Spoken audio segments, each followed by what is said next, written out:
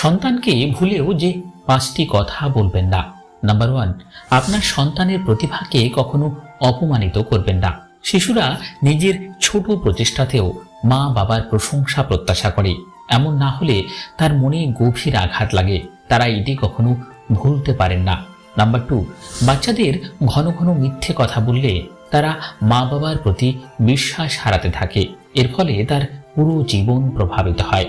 Number 3, সন্তানকে কখনো হেয় বা ঠাট্টা করতে নেই। বাচ্চাদের কষ্টকে ছোট করে দেখবেন না, তখন তারা আপনার কষ্টের মূল্যায়ন করবে না। নাম্বার 4, বাচ্চাদের কখনো বলবেন না যে আপনি তাকে ভালোবাসেন না বা তাকে জন্ম দিয়ে আপনি ভুল করেছেন। এর ফলে তারা পরিবারকে দূরের ভাবা শুরু করবে। আর নাম্বার 5, বাচ্চা কোনো কাজ করতে না পারলে বা অসফল থেকে গেলে তাকে ছোট করবেন না, তাহলে সে আত্মবিশ্বাস হারাবে।